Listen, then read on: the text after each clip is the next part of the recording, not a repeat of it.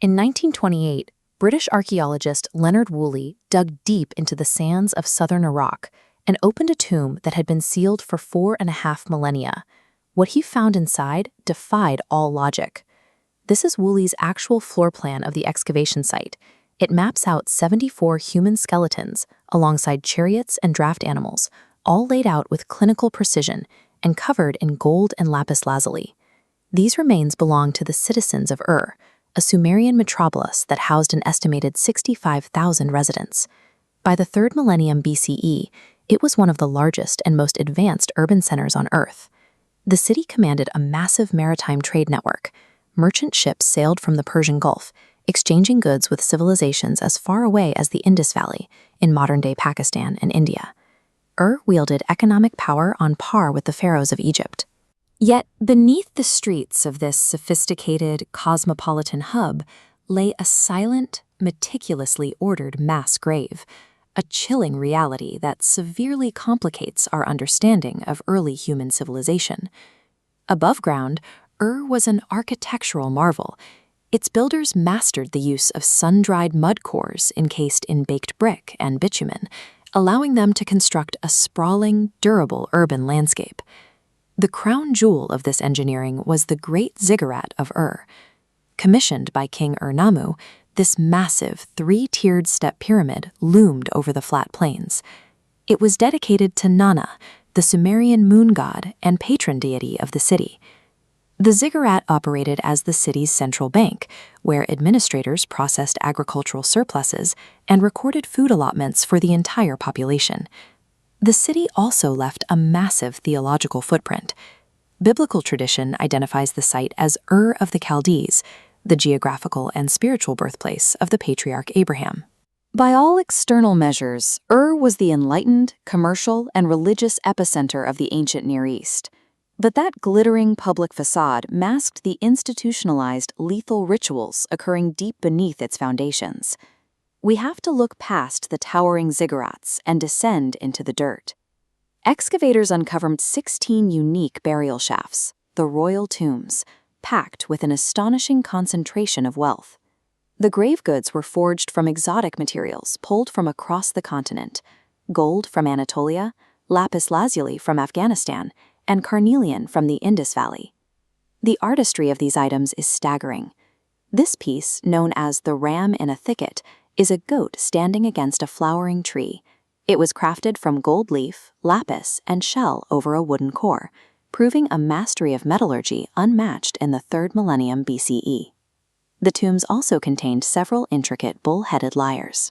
Music was an essential component of their funerary rites, likely played to soothe the deities of the netherworld as the deceased made their transition. Ur's rulers leveraged their globalized economy to extract the finest resources of the known world, dragging that enormous wealth into the earth to permanently secure their status in the afterlife. Looking at this diagram of the Great Death Pit, Leonard Woolley theorized these 74 attendants willingly drink poison to serve their masters. For a century, this romantic vision of voluntary sacrifice was accepted as fact, until modern bioarchaeology completely dismantled it. Researchers put surviving skulls through CT scans and found perimortem blunt force cranial fractures. These people were struck violently in the head, murdered with spiked copper battle axes right around the time of their death. The researchers also found molecular traces of mercury sulfide, known as cinnabar, along with evidence of heat exposure.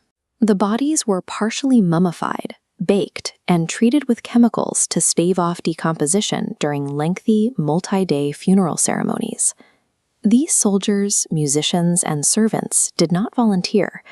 They were subjected to a highly calculated, institutionalized system of mass murder, engineered to feed the cosmic economy of Ur's ruling class.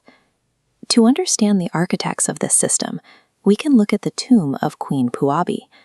She was a woman of absolute authority, definitively identified by a personal lapis lazuli cylinder seal found pinned to her garment.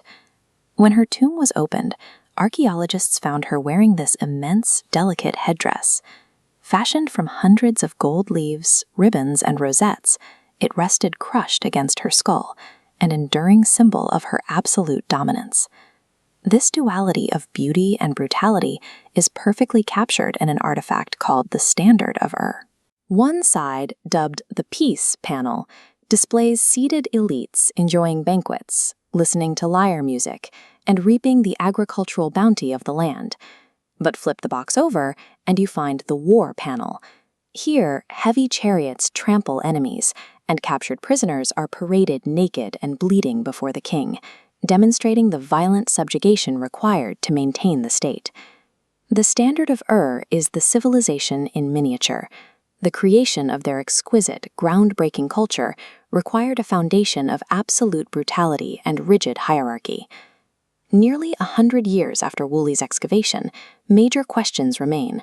Archaeologists still debate whether the primary bodies in these tombs were actually kings and queens, or perhaps high priests acting as ritual substitutes to absorb a curse. We also don't know the final moments of the 74 attendants. Were they aware of their impending execution, or were they led down the ramp into the dark chambers and suddenly ambushed by guards?